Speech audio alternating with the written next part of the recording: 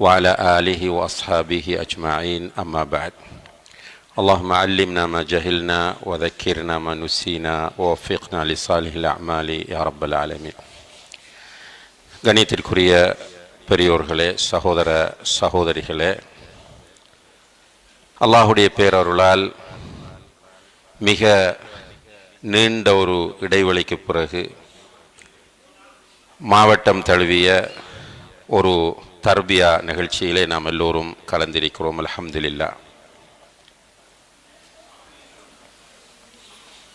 ஷேக் இத்ரிஸ் ஹசன் சஹ்வி அவர்கள் இப்படி ஒரு நிகழ்ச்சியை நாங்கள் ஜாமியு தௌஹீதிலே நிந்தூரிலே ஏற்பாடு செய்கிறோம். மக்கள் எந்த அளவு கலந்து கொள்வார்கள் என்று தெரியவில்லை. நீண்ட இடைவெளிக்கு பிறகு இதை ஆரம்பிக்கிறோம். அதில் கண்டிப்பாக ஒரு கல்வி தேடலில் ஏற்படக்கூடிய சோர்வும் அதற்கான காரணங்களும் தீர்வுகளும் என்கிற தலைப்பில் உரையொன்று நிகழ்த்தப்பட்டு மக்கள் கல்வியின் பக்கம் ஆர்வமூட்டப்பட வேண்டும் என்கிற கருத்தை சொன்னார்கள். ஆனால் சுப்ஹானல்லாஹ், இங்கு வந்த பிறகு வேறொரு தலைப்பில் பேசினால் நல்லம் போல தென்படுகிறது. அதாவது ஜாமியு தௌஹீத் பள்ளிவாசலை கட்டி கொண்டிருக்கிறார்கள். அந்த பள்ளிவாசல் பூரணமாக கட்டி முடிக்கப்படுமாக இருந்தால் இப்படியான நிகழ்ச்சிகளை நெருக்கடி இல்லாமல் செய்யக்கூடியதாக இருக்கும் என்று நினைக்கிறேன். ஏனென்றால் அல்ஹம்துலில்லாஹ், நம்முடைய பழைய ஜாமியு தௌஹீதிலே தான் இப்போது நாம் இருக்கிறோம். பள்ளிவாசலின் உள்பகுதியிலே நெருங்கி உட்கார்ந்திருக்கிறோம். இடப்பற்றாக்குறை காணப்படுகிறது. அல்ஹம்துலில்லாஹ். இது நம்முடைய சகோதர சகோதரிகளுக்கு மார்க்க கல்வியில் இருக்கிற ஆர்வத்தை தான் காட்டுகிறதே தவிர சோர்வை அல்ல என்பதை நாம் புரிந்து கொள்ள வேண்டும். அதே நேரத்தில் இந்த பள்ளி பழைய பள்ளி போதாது என்ற நிர்வாகத்தினுடைய முடிவு சரியானது. அவசரமாக பள்ளியை கட்டி முடிக்க வேண்டிய தேவை இருக்கிறது. எனவே எல்லோரும் அதற்கு மனமு வந்து ஒத்துழைப்பு கொடுக்க வேண்டும். அக்கரைப்பற்றிலே மஸ்ஜிது தக்வா என்று சொல்லக்கூடிய நம்முடைய பள்ளிவாசல் கட்டப்பட்டு கொண்டிருக்கிறது. அதுபோல இந்த ஜாமியு தௌஹீதும் கட்டப்பட்டு கொண்டிருக்கிறது. சகோதரர்கள், இது அல்லாஹுடைய வீடு என்கிற வகையில் அவசரமாக இவற்றை கட்டி முடிக்க நம்மால் முடியுமான ஒத்துழைப்புகளை கொடுக்க வேண்டும். நம்முடைய உள்ளத்தில் ஒரு ஆசை இருக்க வேண்டும். என்னுடைய காலத்தில் ஒரு பள்ளி கட்டப்படுகிறது, எனவே அதிலே என்னுடைய பங்களிப்பும் இருக்க வேண்டும். அது 10 ரூபாக இருக்கலாம், 10 லட்சமாக இருக்கலாம். ஆனால் ஒரு நியத் இருக்க வேண்டும். நான் உயிரோடு இருக்கிற ஒரு காலத்தில் ஒரு பள்ளி கட்டப்படும் போது அதில் என்னுடைய பங்களிப்பும் இருக்க வேண்டும். ஏனென்றால் இது அல்லாஹுடைய வீடு. நபிகள் நாயகம் ஸல்லல்லாஹு அலைஹி வஸல்லம் அவர்கள் சொன்னார்கள், மன் பனா லில்லாஹி பைத்தன் பனல்லாஹு லஹு பைத்தன் ஃபில் ஜன்னah. யார் அல்லாஹுக்காக வேண்டி ஒரு வீட்டை கட்டுகிறாரோ அவருக்கு அல்லாஹ் சுவர்க்கத்தில் ஒரு வீட்டை கட்டுகிறான். இப்போ சிலர் இருக்கிறார்கள், அல்ஹம்துலில்லாஹ், அல்லாஹ் அவர்களுக்கு பொருளாதாரத்தை கொடுத்திருக்கிறான். அவர்களிடம் இருக்கிற பொருளாதாரத்தை வைத்து தனியாக ஒரு பள்ளி கட்டி கொடுக்கிறார்கள். அது அவர்கள் செய்கிற பெரிய ஒரு பாக்கியம். அவர்கள் கட்டுகிற வீட்டுக்கு அப்படியெல்லாம் ஒரு நன்மையும் கிடையாது. அவர்கள் குடியிருப்பதற்காக 1 மாடி 2 மாடி 5 மாடி வீடும் கட்டலாம். அது ஹராம் கிடையாது, அனுமதிக்கப்பட்டது. ஆனால் அதற்கு நன்மை இப்படி சொல்லப்பட்டிருக்கிறதா என்று கேட்டால் கிடையாது. ஆனால் அல்லாஹுடைய வீட்டை கட்டினால் அவருக்கு சுவர்க்கத்தில் கண்டிப்பாக ஒரு வீடு கட்டப்படும். இப்போ சிலர் பொருளாதாரம் அந்த அளவுக்கு இல்லாமல் இருப்பார்கள். அவர்களுக்கு அல்லாஹுடைய தூதர் சொல்கிறார்கள், ஒரு புறா தங்குகிற அளவுக்கேனும் ஒரு வீட்டை அவர் கட்டினால் என்று சொன்னால், புறா தங்குற வீடு புறா கூடு, அந்த அளவுக்கு பள்ளி எதுக்கு? அப்ப இங்கே சொல்லப்படுவது என்னென்றால், உன்னுடைய மனதில் பள்ளி கட்டுவதற்கான ஒரு ஆசை இருக்க வேண்டும், அதற்கான பங்களிப்பு இருக்க வேண்டும். அப்போ நமக்கு ஒரு லட்சம் ரூபாய் கொடுக்க முடியும், 50,000 ரூபாய் கொடுக்க முடியும், ஒரு 10 பக்கெட் சீமந்து வாங்கி கொடுக்க முடியும் என்றால் இதிலே நாம் பங்குதாரராக ஆகிக்கொள்ள வேண்டும். அல்லாஹ் அதற்கு எல்லோருக்கும் தௌஃபிக் செய்ய வேண்டும். அதே போல அவனுடைய வீடுகளாக கட்டப்படக்கூடிய எல்லா மஸ்ஜிதுகளும் விரைவாக கட்டி முடிக்கப்பட வேண்டும். குறிப்பாக அக்கரைப்பற்றிலே நம்முடைய சகோதரர்கள் கட்டி கொண்டிருக்கக்கூடிய மஸ்ஜித் தக்வா, அதே போல நிந்தூரிலே கட்டப்படக்கூடிய இந்த ஜாமியு தௌஹீத் விரைவாக கட்டி முடிக்க அல்லாஹு தஆலா தௌஃபீக் செய்ய வேண்டும் என்று எல்லோரும் துஆ செய்து கொள்வோம்.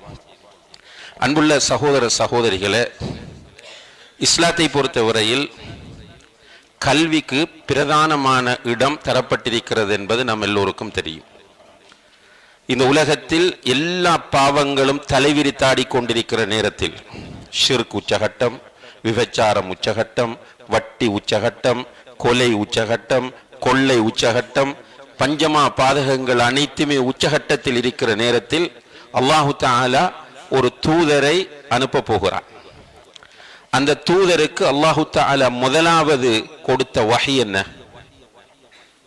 இக்ரா, இணை வைக்காதீர்கள் என்று சொல்லவில்லை, தௌஹீதை நிலைநாட்டுங்கள் என்று சொல்லவில்லை, விபச்சாரம் செய்யாதீர்கள் என்று சொல்லவில்லை, கொலை செய்யாதீர்கள், கொள்ளை அடிக்காதீர்கள், சூதாட்டத்தில் ஈடுபடாதீர்கள், வட்டியில் ஈடுபடாதீர்கள் என்று சொல்லவில்லை. முதலில் அல்லாஹ் இறக்கியது இக்ரா என்பதுதான். அந்த ஆரம்ப 5 வசனங்களையும் விளங்கப்படுத்தக்கூடிய தப்சீர் ஆசிரியர்கள் முழுமையாக அது கல்வியை பற்றி பேசுவதாக சொல்லுகிறார்கள். இக்ரா பிஸ்மி ரப்பிக்கல்லதி ஹலக் ஹலக்கல் இன்சான மின் அலக் இக்ரா ரப்புக்கல் அக்ரம் அல்லதி அல்லம பில் கலம் அல்லமல் இன்சான மாலம் யஅலம். இந்த 5 வசனங்களுமே திரும்ப திரும்ப கல்வியை வலியுறுத்துகிறது. ஏனென்றால் கல்வி வந்தால் சரியான கல்வி, அந்த இக்ரா பிஸ்மி ரப்பிக்க என்று வாரது, உன்னுடைய ரப்பின் பெயரால் படி, அதாவது தூய்மையான கல்வி, சரியான கல்வி ஒரு மனிதனிடத்திலே வந்து விட்டால் அவன் சிறுக்கு செய்ய மாட்டான். சரியான கல்வி இல்லாததனால் தான் அவனுக்கே விளங்காமல் அவனுடைய கைகளால் செய்யக்கூடிய சிலைகளிடத்தில் போய் அவன் நிற்கிறான்.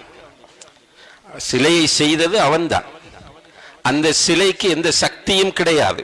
இருந்தாலும் அவன் அந்த சிலையிடத்தில் போய் மண்டியிட்டு கிடப்பதற்கு காரணம் என்ன? அவனுடைய அறிவு வேலை செய்யவில்லை. அதே போல முஸ்லிம்களில் நீங்கள் எடுத்து பார்த்தால் வமா யுமினு அக்ஸருஹும் பில்லாஹி இல்லா வஹும் முஷ்ரிகூன் என்று குர்ஆன்ல அல்லாஹ் சொல்கிறார், சூரா யூசுஃப்லே. அவர்களில் அதிகமானவர்கள் ஈமான் கொள்கிறார்கள், ஆனால் முஷ்ரிக்காக இருக்கிறார்கள் என்று. இப்போ முஸ்லிம் என்று தன்னை சொல்லிக்கொண்டு நல்ல மனிதர்களாக வாழ்ந்தவர்களுடைய கபறுகளை அடையாளப்படுத்தி அதை கட்டி அந்த கபரிடத்தில் போய் சுஜூது செய்வது, அந்த கபரிடத்தில் போய் துஆ செய்வது, அந்த கபரிடத்தில் போய் நேர்ச்சை செய்வது, அறுத்து பலியிடுவது என்பன போன்ற ஷிர்க்குகளை இந்த மக்கள் செய்வதற்கு காரணம் என்ன? சரியான இல்ம் இல்லாதது. இல்முள்ள ஒருவன் ஷிர்க்குக்கு போக மாட்டான். அப்ப இல்ம் வந்து விட்டால் ஒரு மனிதன் ஷிர்க் செய்ய மாட்டான். இல்ம் வந்தால் வட்டியில் ஈடுபட மாட்டான். இல்ம் சரியான இல்ம் கிடைத்தால் விபச்சாரம் செய்ய மாட்டான். சரியான இல்ம் கிடைத்தால் எந்த ஒரு பாவச் செயலிலும் அவன் ஈடுபட மாட்டான். அவன் சரியான இல்ம் கிடைத்து விட்டால் ஒரு நல்ல மனிதனாக இந்த உலகத்தில் வாழ வேண்டும் என்பதை அவன் புரிந்து கொள்வான். சரியான இல்ம் கிடைக்கக்கூடிய ஒரு மனிதன் இந்த உலகத்தில் தன்னுடைய வாழ்க்கைக்கான ஒரு நோக்கத்தை கண்டுபிடிக்க முயற்சி செய்வான். இல்மில்லாதவன் தான் தோன்றித்தனமாக வாழுவான். அவனுக்கு மிருகத்திற்கும் இடையில் வித்தியாசம் இருக்காது. அல்லாஹு தஆலா அல் குர்ஆனிலே சொல்லி காட்டுகிறான், வலகத் ذرأنا لجهنم كثيرا من الجن والإنس. ஜின்களிலும் மனிதர்களிலும் அதிகம் பேர் நரகத்திற்காகவே படைக்கப்பட்டுள்ளார்கள். காரணம் லஹும் குலூபுன் லா யஃப்கஹூன பிஹா. அவர்களுக்கு இதயங்கள் இருக்கின்றன, விளங்க மாட்டார்கள். அந்த இதயங்களை கொண்டு புரிய மாட்டார்கள். அப்ப இதயத்தை கொண்டு புரிதல் என்பது கல்வியை தொடர்ந்து வரக்கூடிய ஒரு செயற்பாடாகும். எனவே அன்புள்ள சகோதர சகோதரிகளே, இஸ்லாம் கல்விக்கு மிகப்பெரிய ஒரு இடத்தை தந்திருக்கிறது. குர்ஆனிலும் ஹதீஸிலும் அல் இல்ம் என்று வரக்கூடிய சொல்லுக்கு மார்க்க கல்வி என்பதை உலமாக்கள் முக்கியமான ஒரு அர்த்தமாக குறிப்பிடுகிறார்கள். குர்ஆனிலும் ஹதீஸிலும் அல் இல்ம் என்று எந்த இல்மை வலியுறுத்தப்படுகிறது என்று கேட்டால் மார்க்க கல்வியை. அப்ப மார்க்க கல்வியை தேடுவது ஒவ்வொருவருக்கு கட்டாயம். அதே நேரத்தில் பயனுள்ள கல்வி அதனுடைய தேவையையும் நிலைமையை பொறுத்தும் சட்டம் மாறும். மார்க்க கல்வியை பொறுத்தவரையில் அதுதான் டாப். மார்க்க கல்வி ஒவ்வொரு மனிதனுக்கும், முஸ்லிம்களுக்கு மட்டுமல்ல, ஒவ்வொரு மனிதனுக்கும் மார்க்க கல்வி தேவை. மார்க்க கல்வி இல்லாத மனிதன் நஷ்டமடைந்து விடுவான். இந்த மார்க்க கல்வியை ஒவ்வொரு மனிதனும் தேட வேண்டும். ஆனால் ஒவ்வொரு மனிதனும் ஆலிமாக வேண்டும் என்று இஸ்லாம் சொல்லவில்லை. நன்றாக புரிந்து கொள்ளுங்கள். ஒவ்வொரு மனிதனும் ஆலிமாக வேண்டும் என்றால் சாத்தியமில்லை. ஒவ்வொரு மனிதனுக்கும் அவனுக்கு தேவையான அறிவுகளை மார்க்கத்தில் அவன் பெற்றுக்கொள்ள வேண்டும். அதுல குறிப்பாக உலமாக்கள் குறிப்பிடுகிறார்கள், அல் இல்ம் ஹுவ மஅரிஃபத்துல்லாஹ் வ மஅரிஃபத்து நபிய்யிஹ் வ மஅரிஃபத்து தீனில் இஸ்லாம் பில் அத்தில்லா. அல்லாஹ்வை அறிவது, அல்லாஹ்வுடைய தூதரை அறிவது, இஸ்லாமிய மார்க்கத்தை ஆதாரங்களின் மூலம் அறிவது. இந்த மூன்று அறிவும் பேசிக்கான அறிவு. அல்லாஹ்வை பற்றிய அறிவு என்பது, அன்புள்ள சகோதர சகோதரிகளே, அல்லாஹ் ஒருவன் இருக்கிறான் என்பதோடு மட்டுப்படுத்தப்படுவதில்லை. அல்லாஹ் ஒருவன் இருக்கிறான் என்பது போதாது. அதனால அல்லாஹ் சொல்கிறான், வமா யுமினு அக்ஸருஹும் பில்லாஹி இல்லா வஹும் முஷ்ரிகூன். அவர்களில் அதிகம் பேர் அல்லாஹ்வை ஈமான் கொள்ளுகிறார்கள் முஷ்ரிக்குகளாக இருக்கிற நிலையில். அவர்களில் அதிகம் பேர் ஈமான் கொள்ளுகிறார்கள், மூமின்களாக இருக்கிறார்கள், ஆனால் அவர்கள் முஷ்ரிக்குகள். ஏனென்றால் அவர்களுக்கு அல்லாஹ்வை பற்றிய தெளிவான அறிவு இல்லை. அல்லாஹ்வை அறிவது எனும் போது அல்லாஹ் ஒருவன் இருக்கிறான் என்பதை அறிய வேண்டும். அதனோடு அல்லாஹுடைய அஸ்மாஉல் ஹுஸ்னாவை அறிய வேண்டும், அல்லாஹுடைய சிஃபாத்துகளை அறிய வேண்டும். இப்ப சிலருக்கு நம்ம இந்த சொல்ல பயன்படுத்தும் போதே பயான்ல விளங்குறல்ல. அஸ்மாஉல் ஹுஸ்னா ஓரளவு விளக்கம் இருக்கும். ஏனென்றால் அது கொஞ்சம் ஒரு காலத்தில் ரேடியோவில் போகும். அஸ்மாஉல் ஹுஸ்னாண்டா வல்லாஹு அல்லதி லா இலாஹ இல்லா ஹுவர் ரஹ்மானுர் ரஹீமுல் மலிக்குல் குத்தூஸ். அந்த முஸ்லிம் நிகழ்ச்சி கேட்டவங்களுக்கு அது பாட்டாகவே பாடம். அழகிய திருநாமங்கள். சிஃபாத் என்று சொன்னா இன்னும் புரியாதவங்க நிறைய இருக்கிறாங்க. சும்மா நம்ம ஒரு சின்ன ப்ரோக்ராம் கேட்கலாம், சிஃபாத் என்னன்னு தெரிஞ்சாக்கள் கையை தூக்குங்க. நிறைய பேருக்கு சிஃபாத் என்னன்னு தெரியா. ஓரளவு மார்க்கத்தை தேடுவதில் கவனம் செலுத்துகிறவர்களுக்கு மட்டும்தான் அந்த சிஃபாத்து தெரியும். அந்த கவனம் செலுத்துகிறவர்களிலும் பெரும்பாலானவர்களுக்கு சிஃபாத்தினுடைய ஆழமான அறிவு இல்லை. அல்லாஹ் ஒருவன் இருக்கிறான் என்று ஏற்றுக்கொண்டால் அடுத்தது அல்லாஹுடைய அஸ்மாக்கள், அல்லாஹுடைய திருநாமங்கள் ஒவ்வொன்றுக்குள்ளும் அல்லாஹுடைய ஒரு சிஃபத் இருக்கிறது. அல்லாஹுடைய ஒவ்வொரு பேருக்குள்ளும் ஒரு சிஃபத் இருக்கு. கண்டிப்பாக அல்லாஹுடைய சிஃபத்துகள் என்பவை மிக முக்கியமானவை. அப்போதுதான் அல்லாஹ் யார் என்று புரியும். அதனாலதான் அஹ்லுஸ் சுன்னாவை சேர்ந்த உலமாக்கள், சலஃபு சாலிஹீன்கள் என்று அடையாளப்படுத்தப்படக்கூடிய நேர்வழியில் இருந்த உலமாக்கள் அஸ்மா சிஃபாத் என்கிற பகுதிக்கு முக்கியத்துவம் கொடுத்தார்கள். இன்றைக்கு இருக்கிற பாரம்பரிய மக்கள் என்று சொல்லக்கூடியவர்கள்ட்ட போனால் தௌஹீத் என்று ஜெனரலா தான் பேசிட்டு போவாங்க. ஆனால் சலஃபு சாலிஹீன்கள் தௌஹீதை மூன்றாக பிரிக்கிறார்கள். ஒன்று தௌஹீது ருபூபியா, இன்னும் ஒன்று தௌஹீதுல் உலூஹியா, அடுத்தது தௌஹீத் அல் அஸ்மா வஸ்ஸிஃபாத். இந்த தௌஹீதுல் அஸ்மா வஸ்ஸிஃபாத் என்பது சலஃபு சாலிஹீன்களிடத்தில் முக்கியமான ஒரு பகுதியாகும். அல்லாஹ் ஒருவன் இருக்கிறான். அந்த அல்லாஹுடைய அஸ்மாக்கள் சிஃபாத்துகளை ஒரு மனிதன் சரியாக படிக்கிற போது அவன் அல்லாஹுவை சரியாக புரிந்து கொள்வான். அல்லாஹுவை சரியாக புரிந்து கொண்டால் அவன் தனிமையில் இருக்கும் போதும் அந்த அல்லாஹுவை சரியாக நம்புவான். அவன் பப்ளிக்ல இருக்கும் போதும் அல்லாஹுவை நம்புவான்.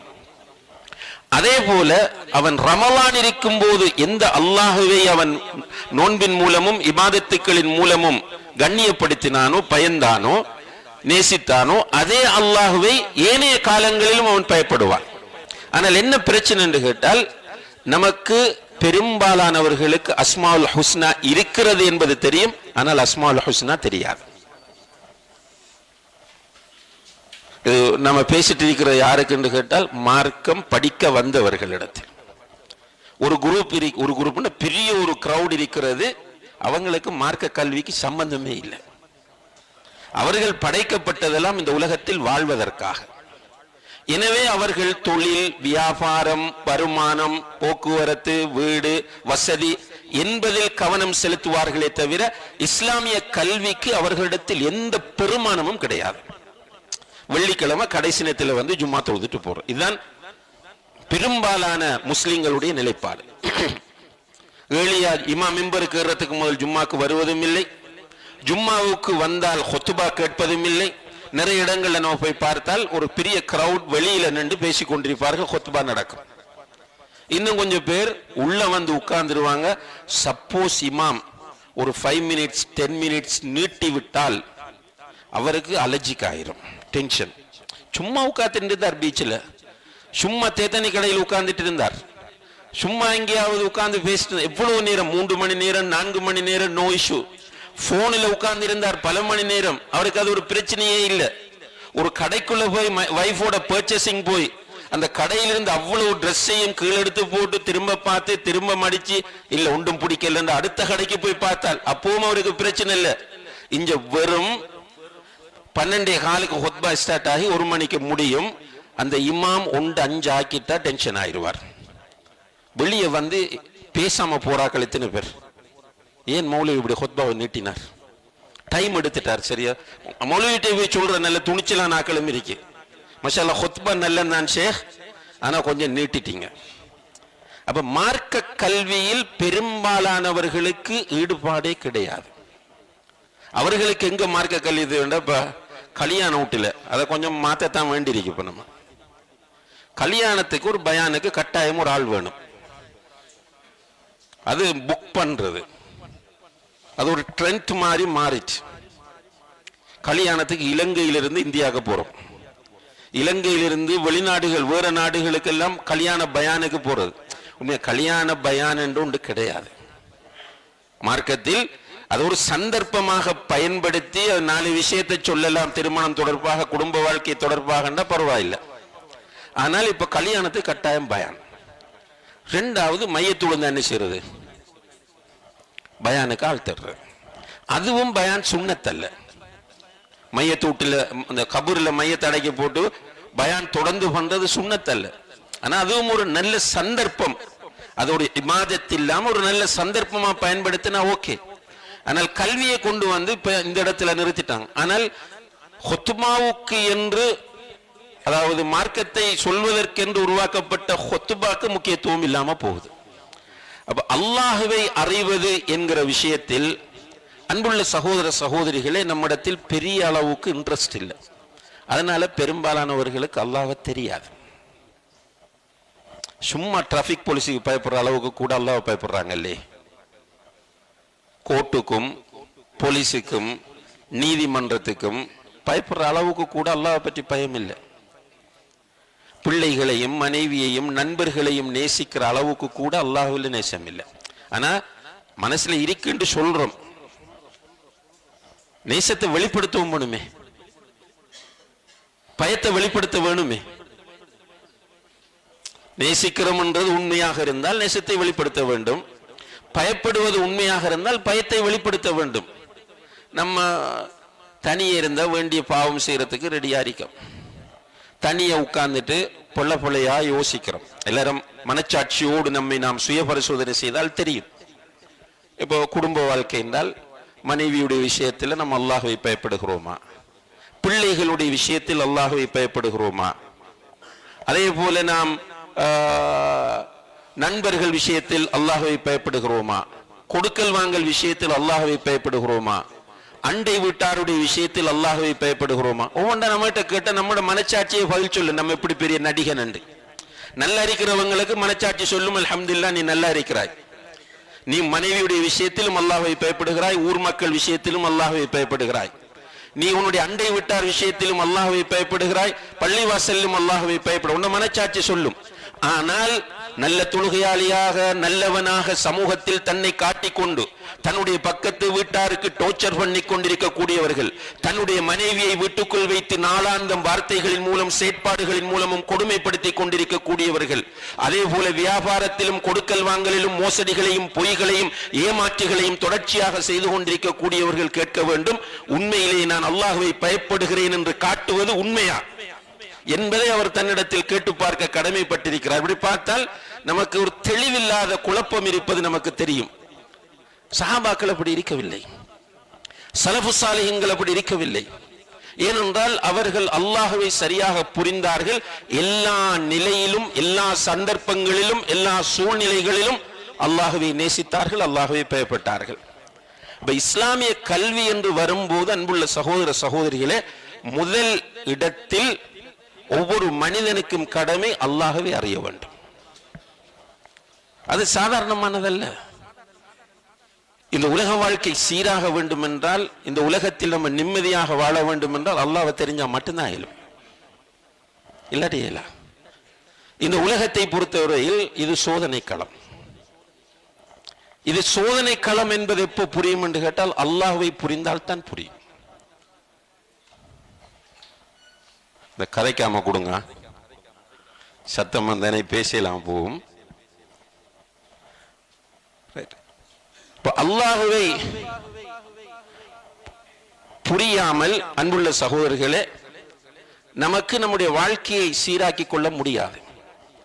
இந்த உலகத்தில் இருக்கிற பிரச்சனைகளை இலகுவாக சந்திக்க முடியாது. உலகத்தில் உள்ள பிரச்சனைகளை நாம் சரியாக சந்திக்க வேண்டும் என அல்லாஹ்வை தெரியும். அல்லாஹ் பெரியவன். அல்லாஹ்வுடைய சிஃபத்துகள் அஸ்மாஉல் ஹுஸ்னாவை படிச்சு பாருங்க. அல்லாஹ் தான் மாலிகுல் முல்க், ரப்புஸ் ஸமாவாதி வல் அர்த். அரசர்களுக்கெல்லாம் பேரரசன் அவன். வானங்கள் பூமிக்கு சொந்தக்காரன். எல்லாவற்றையும் படைத்தவன் அவன்தான். அல்லாஹ்வை நான் நெருங்க வேண்டும். அப்படிப்பட்ட அல்லாஹ்வுடைய அன்பை நான் பெற வேண்டும். இப்ப நான் உங்களை நேசிக்கிறேன், நீங்கள் என்னை நேசிக்கிறீர்கள். ரகசியமா போனா நமக்கு தெரியாது, ஆனால் நம்முடைய அன்பை வெளிப்படுத்த நமக்கு தெரியும். இவரை சந்திச்சு அஸ்ஸலாமு அலைக்கும் என்று சொல்லக்குள்ள அவர் சொல்றார், ஷேக் நான் உங்களை அல்லாஹ்வுக்காக நேசிக்கிறேன் சொல்ல, எனக்கு சந்தோஷம்.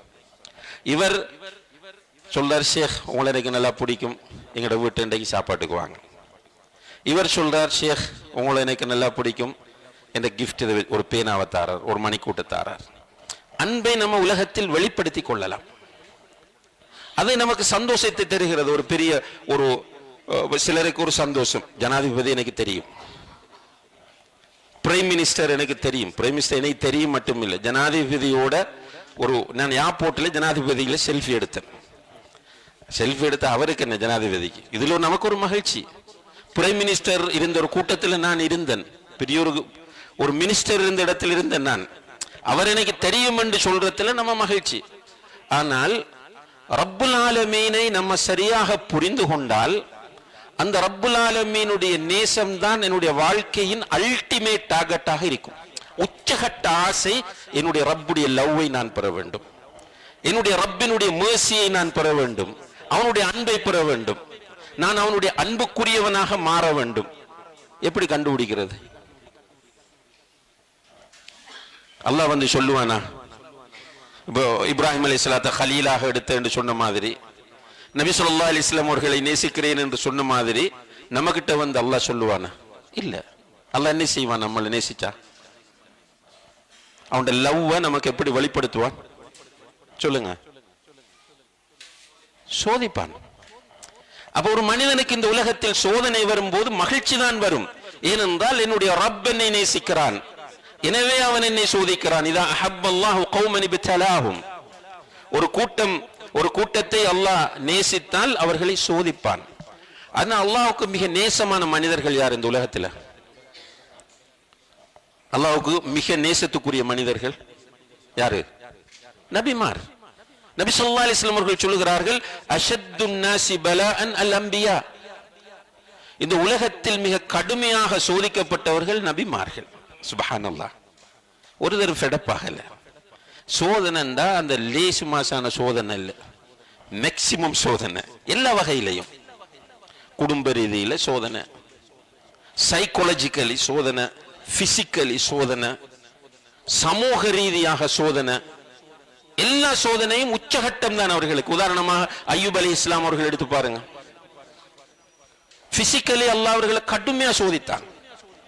எந்த அளவுக்கு என்றால் அவர்களுடைய உடம்புல ஒரு தோல் வியாதி அல்லாஹ் ஏற்படுத்தினான். யாரும் நெருங்க இயலாது, கிட்ட யாரும் போகல. கொஞ்சம் பேர் மட்டும்தான் அவரை அவங்களும் கை விட்டுட்டு போய்த்தாங்க. சுப்ஹானல்லாஹ். அவர் கடைசியில ரப்பி இன்னி மஸ்ஸனி அத்துர்ரு அன்த அர்ஹமுர் ராஹிமீன் என்று கெஞ்சுகிற நிலைக்கு போகிறார். அப்படி சோதிச்சான். நபிகள் நாயகம் ஸல்லல்லாஹு அலைஹி வஸல்லம் அவர்களை எப்பொழுது சோதித்தான்? மென்டலி சோதித்தான், பிசிக்கலி சோதித்தான், சமூக மட்டத்தில் சோதித்தான், பொருளாதார ரீதியில் சோதித்தான். நம்ம எல்லோரும் சந்திக்கிற எல்லா சோதனையும் அவர்களுக்கு மொத்தமாக வந்தது. அவர்கள் சூனியம் செய்யப்பட்டார்கள். சுப்ஹானல்லாஹ். 6 மாதங்கள் அவர்களுக்கு சூனியத்தினுடைய தாக்கம் இருந்தது. 6 மாசம் சூனியத்தினால கஷ்டப்பட்டாங்க.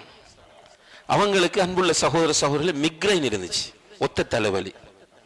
நபி ரசூல் சையதுல் அம்பியா, நபிமார்களுக்கெல்லாம் தலைவர் அவர்கள். அவர்களுக்கு ஒற்றை தலைவலி இருந்தது. எது வரைக்கும்? மௌத்து வரைக்கும். துஆ கேட்டு குறைச்சிருக்கலாமே. தலைவலி வரும், ஒரு துண்டு எடுத்து தலையை இறுக கட்டுவாங்க. சில நேரம் இப்படி பிடிச்சிட்டு சொல்லுவாங்க, வா ரஸா, இந்த தலை வெடிக்குதுன்னு வாங்க. அப்படி சோதிக்கப்பட்டாங்க. அவங்க எப்படி எடுத்துக்கிட்டாங்க அந்த சோதனையை? விரக்திக்குரிய விஷயம் எடுத்தாங்களா? ஸ்ட்ரெஸ் ஆனாங்களா சோதனையால? டிப்ரெஷனுக்கு உள்ளானாங்களா? இல்ல. ரசூல் ஸல்லல்லாஹு அலைஹி வஸல்லம் அவர்கள் அந்த சோதனையில் மகிழ்ச்சி தான் அடைந்தார்கள். ஏனென்றால் அல்லாஹ்வுடைய நெருக்கம், அல்லாஹ்வுடைய அன்பு வெளிப்படுகிறது. அதான் சோதனை. அல்லாஹ்வை ஒரு மனிதன் சரியாக புரிந்து கொள்வது இந்த உலகத்தில் அவன் நிம்மதியாக வாழ்வதற்குரிய வழி. நம்மளால அன்புள்ள சகோதர சகோதரிகளை இந்த தௌஹீதை புரிந்து கொள்ளாமல் கடைசி வரைக்கும் ரிலாக்ஸா வாழலாம். ஏனென்ற சோதனை சுன்னத்துல்லாஹி ஃபில் கவுன், பிரபஞ்சத்தில் அல்லாஹ்வுடைய சுன்னத். இந்த இருக்கிற யாருமே நான் முழுமையாக ஹாப்பியாக இந்த உலகத்திலே வாழுகிறேன், நிம்மதியாக வாழுகிறேன் என்று சொல்லவே முடியாது. சொன்னா போய் தான் சொல்லுவார்.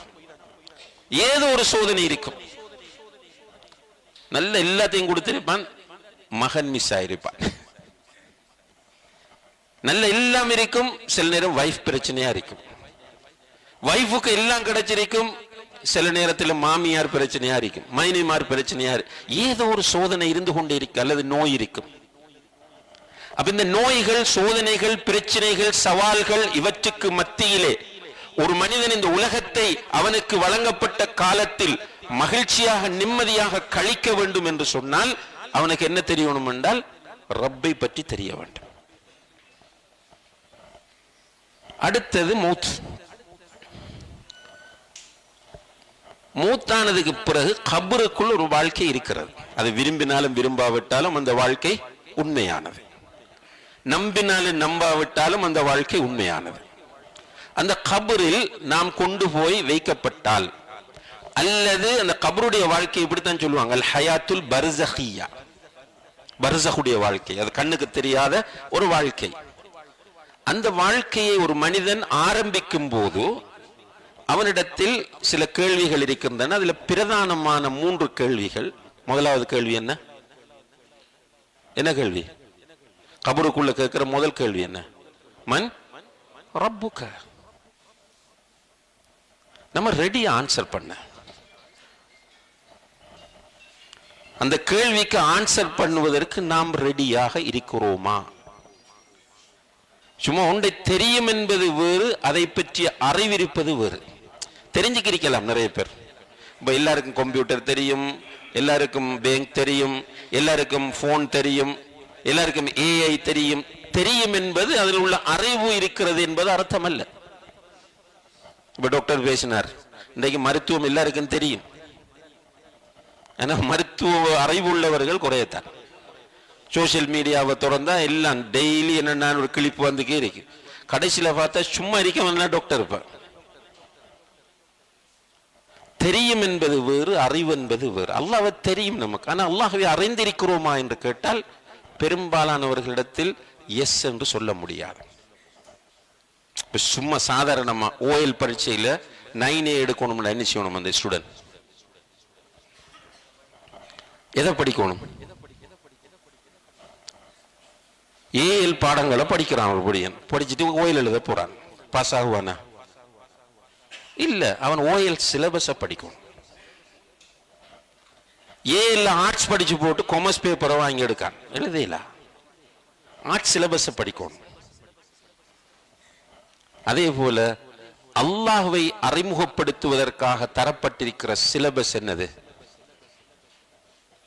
குர்ஆனும் ஹதீஸும். நான் கேட்கிறேன், நீங்க மனசுக்குள்ள பதில் சொல்லிக்கங்க. இந்த இடத்துல உங்களோட வயசு எத்தனை? பதில் சொல்லுங்க மனசுக்கு. உங்களுக்கு எத்தனை வயசு? ஒவ்வொரு ஆளையும் பார்த்து கேட்கிறேன் நான். இந்த காலத்துக்குள்ள எத்தனை படம் பார்த்திருப்பீங்க? எத்தனை புத்தகம் வாசித்திருப்பீங்க? இப்போ அண்மை காலமாக போன்ல எவ்வளவு நேரத்தை ஒதுக்கி இருப்பீங்க? ரைட். இப்ப அடுத்த கேள்வி கேட்கிறேன், உங்களில் எத்தனை பேர் குர்ஆனை ஒரு தடவை படித்து முடித்திருக்கிறீர்கள்? ஓதி போட்டு டிரான்ஸ்லேஷனை நீங்களே மனசுக்குள்ள பதில் சொல்லிக்கங்க. உங்களோட மனச்சாட்சி உங்களோடு பேசும். எங்க இருக்கிறேன் நான்? நீங்க எவ்வளவு காலமா சொல்றீங்க? ஒரு கேள்வி கேட்கிறேன், நீங்க பதில் சொல்ல போறீங்க. உங்களோட மனசுக்குள்ள பதில் சொல்லுங்க. நான் எனக்கு புத்தி தெரிஞ்ச காலத்திலிருந்து நான் சொல்றேன் அல்ஹம்துலில்லாஹ். அல்லது நான் 24 வயசுல தொழ ஆரம்பிச்சது இன்னும் மூடல்ல. மனசுக்கு பதில் சொல்றீங்க. ஒவ்வொரு தொழுகையிலும் நீங்கள் தக்பீர் கட்டி வஜ்ஜஹத் ஓதிய பிறகு என்ன ஓதுவீர்கள்? சூரத்துல் ஃபாத்திஹா. உங்களோட மனசு பதில் சொல்லுது. சூரத்துல் ஃபாத்திஹாவுக்கு எனக்கு கருத்து தெரியுமா? 40 வருஷமா தொழுறேன், 45 வருஷமா தொழுதுட்டு இருக்கிறேன். சூரத்துல் ஃபாத்திஹாவுக்கு எனக்கு கருத்து தெரியுமா? நான் தொழக்கூடிய தொழுகையில் ஓதுகிற ஒவ்வொன்றுக்கும் எனக்கு கருத்து தெரியுமா? சமி அல்லாஹு லிமன் ஹமீதாக்கு கருத்து தெரியுமா? சின்ன சின்ன துவாக்கள், குட்டி குட்டி திக்ருகள். சுப்ஹான ரப்பியல் அஸீமுக்கு கருத்து தெரியுமா? சுப்ஹான ரப்பியல் ஆலாக்கு கருத்து தெரியுமா? அத்தஹியாத்துக்கு கருத்து தெரியுமா? வஜ்ஜஹத்துக்கு கருத்து தெரியுமா? எங்க இருக்கிற நம்ம? உண்மையிலே நம்மை நாம் ஏமாற்றிக் கொண்டிருக்கிறோம். அதனாலதான் நம்மளோட ஆட்டிடியூட்ல சேஞ்ச் இல்லை. அதாவது நம்மளோட வாழ்க்கை ஸ்டைல்ல சேஞ்ச் இல்லை. மனங்கள் மாறவில்லை. இறுக்கமான மனம். கோபக்காரன், இப்பவும் கோபக்காரன் தான். வெளியில கண்டு சிரிச்சு நடிச்சுக்கிறே, கையை கண்டு அழகா வீட்டை வைஃப் வீட்டை போனா ரவுடிசம். கொடுக்கல் வாங்கல் ஒன்று வந்துட்டுண்டால் அல்லது நமக்கு ஒரு வேலை செய்யறா அங்க ரவுடிசம்.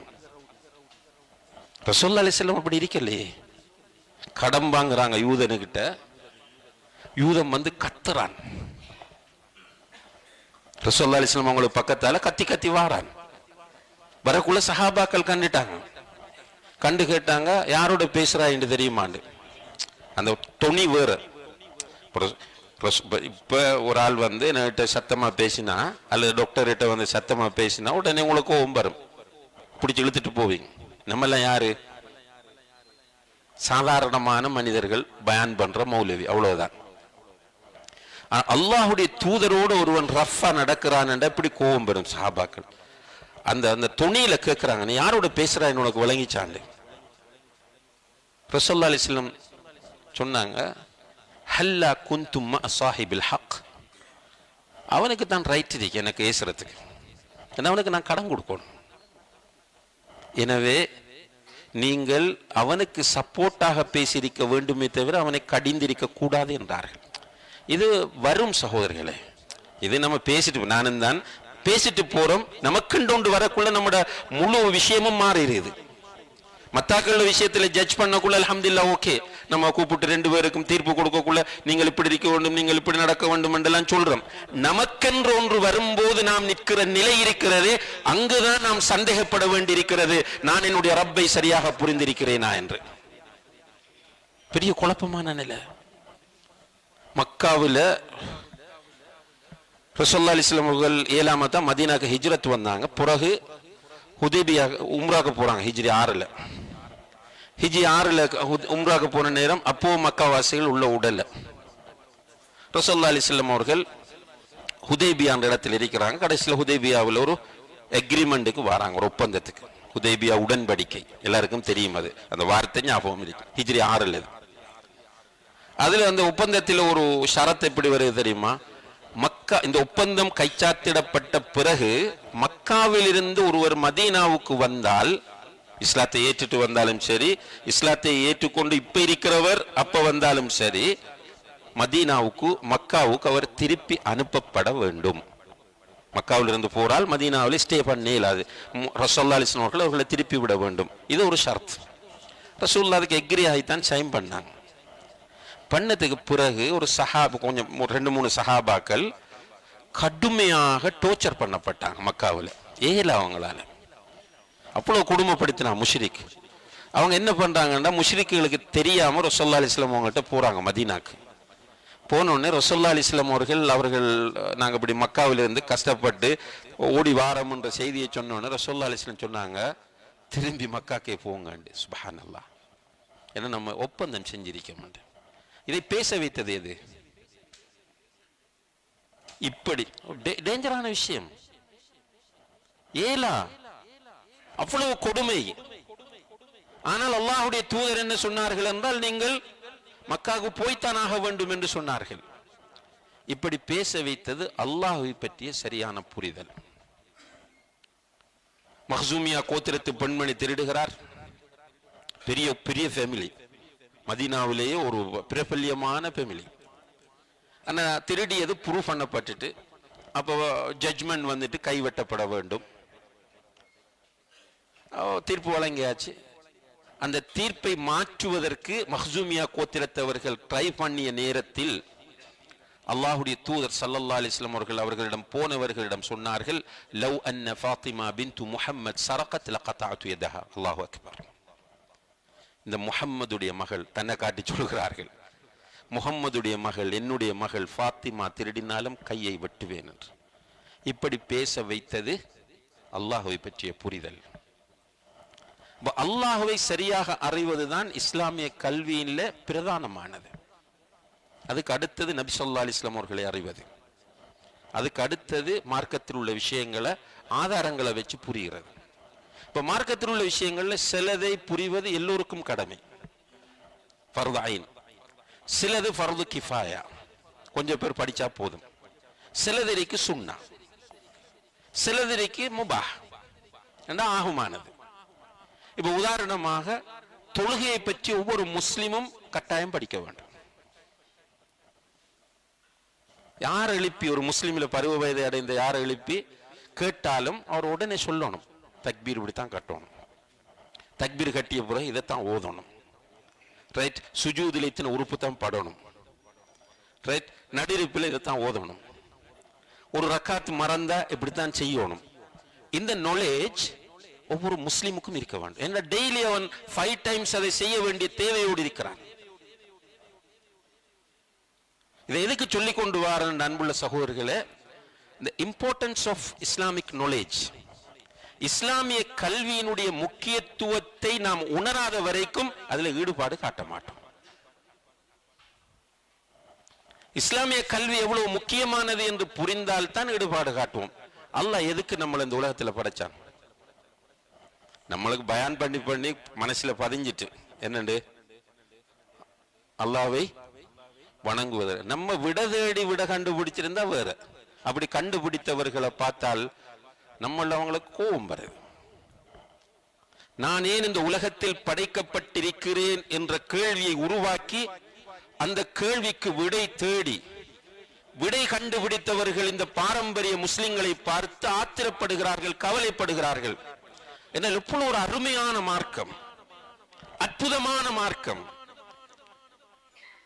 அழகான வழிகாட்டல். ஒரு மனிதன் இந்த உலகத்தில் நிம்மதியாக வாழ்வதற்குரிய அவ்வளவு இந்த மார்க்கத்தில் மட்டும்தான் இருக்கிறது. பொருளாதாரத்தில் இல்லை. பொருளாதார கோட்பாடுகள் நிறைய ஃபெயிலியர் ஆகி இருக்கின்றன. அரசியல் கோட்பாடுகள் நிறைய ஃபெயிலியர் ஆகி இருக்கின்றன. எத்தனையோ தத்துவங்கள் இந்த உலகத்திலே ஃபெயிலியராக இருக்கிறது. ஆனால் ஒரு மனிதன் மிகப்பெரிய மன அழுத்தத்திற்கு உள்ளாகி இருக்கிறான் என்றால், எவ்வளவு பெரிய சைக்காட்ரிஸ்டிடம் நீங்கள் போனாலும் பூரணமான சுகம் கிடைக்காது. ஆனால் இந்த அல் குர்ஆனில் அதற்கு தீர்வு இருக்கிறது. எவ்வளவு பொருளாதார நெருக்கடி என்றாலும் குர்ஆனில் தீர்வு இருக்கிறது. ஆனா நம்மட பிரச்சனை என்ன தெரியுமா? கையில நெய் இருக்கி, ஆனா வெண்ணையை தேடி அலைஞ்சிட்டு இருக்கிறோம். இருக்கிற நெய்யை பயன்படுத்தி வெண்ணெய் உருவாக்க தெரியல. ஒரு நான் கேட்டேனே கேள்வியில, எத்தனை பேர் குர்ஆன் படிச்சிருக்கிறீங்க?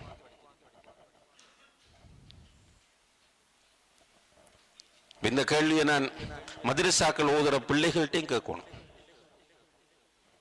சிலபஸுக்கு போடப்பட்ட குர்ஆன் பகுதியை தவிர எத்தனை பேர் ஒரு தஃப்சீராவது வாசிச்சிருக்கிறாங்க? அந்த நம்ம எல்லாரும் கவலைப்படுறோம், ஒன்றை காணல, ஒரு மாற்றத்தையும் காணல, எல்லாம் பிரச்சனை இங்கதான் இருக்கு. குர்ஆன் வந்தது படிக்கிறதுக்கு, வெறுமனை ஓதுவதற்கு மட்டுமல்ல. அதுல ஹிலாஃப் இருக்கு உலமாக்கள் கிடையில. அதாவது வெறுமனை குர்ஆனை ஓதினா போதுமா, அது பொருள் உணர்ந்துதான் ஓத வேண்டுமா என்பதில் கருத்து வேறுபாடெல்லாம் இருக்கிறது. அப்ப குர்ஆன் என்ன சொல்லுகிறது தேடணும். அன்புள்ள சகோதர சகோதரிகளே, அப்ப நான் ஏன் படைக்கப்பட்டேன் என்ற கேள்வியை உள்ளத்தில் உருவாக்கி விடை தேடி படைக்கப்பட்ட காரணத்தை கண்டுபிடித்தவர்கள் அல்ஹம்துலில்லாஹ் ஸ்ட்ராங்கா இருக்கிறாங்க. ஒரு சகோதரி, நான் ஏற்கனவேயும் சில பயான்களில் சொல்லியிருக்கிறேன்,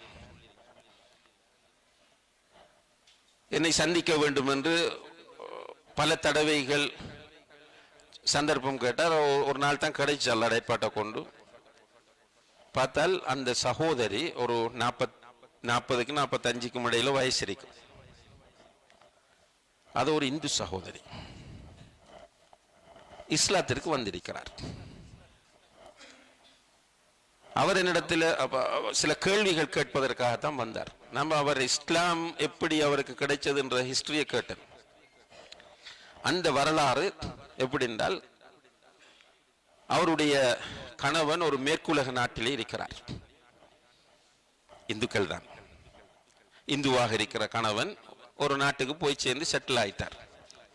ஆனால் அவருக்கு நாட்டுக்கு வர இயலாது. அவருக்கு அங்க ஒர்க் பெர்மிட் கிடைச்சிட்டு, ஆனால் நாட்டுக்கு வரத்துக்கு வாய்ப்பில்லை. இவங்களை எடுக்கிறதுக்கான அந்த கெப்பாசிட்டியும் அந்த விசாவில் இல்லை. எனவே வேறொரு ஏஜென்டின் மூலம் வருவதற்கான ஏற்பாடுகளை அவர் அங்கிருந்து செய்கிறார். இந்த பெண்ணும் 2 ஆண் பிள்ளைகளும். அப்ப 2-3 பேரும் போறதுக்கு பெரிய அளவுல முதலீடு செய்கிறார்கள். கிட்டத்தட்ட நான் நினைக்கிறேன், அவங்க சொன்னதை பார்த்தால் 3 கோடிக்கு மேல இன்வெஸ்ட் பண்ணினார்கள். பண்ணினால் ஏஜென்சி காசெல்லாம் வாங்கிட்டு ஆக்களை இப்போ டிக்கெட் எல்லாம் காட்டி துபாய்க்கு கூட்டிட்டு போயிட்டான். துபாயிலிருந்து தான் நீங்க அங்கால டிரான்சிட் ஆகணும். துபாய்க்கு கொண்டு போய் ஏஜென்சி ஒரு 2-3 நாட்கள் தாப்பு காட்டிட்டு அதுக்கப்புறம் ஏஜென்சி அப்ஸ்கொண்டட், தலைமறைவாகி விட்டார். ஏஜென்சி வரல. இப்ப இவங்க நட்டாற்றில் விடப்பட்டது போல ஒரு நிலை. கூட 2 பிள்ளைகள் இருக்கிற, சின்ன பிள்ளைகள், சின்ன குழந்தைகள் அல்ல. ஒருவருக்கு ஒரு 12 வயசு இருக்கும், மற்றவருக்கு ஒரு 18 வயசு இருக்கும். இப்படியான 2 பிள்ளைகள். இவர்கள் இப்படி போய் வந்து கொண்டிருக்கும் போது இவர்களுக்கு திடீரென ஒரு முஸ்லிம் ஃபேமிலியோட உறவு ஏற்படுகிறது. அவர்கள் மூலம் இஸ்லாத்தை படிக்கிறார்கள். அதுக்கப்புறம் யூடியூப்ல படிக்கிறது, இப்படி இஸ்லாத்தில் வெரி இன்ட்ரெஸ்ட் ஆகிறாங்க.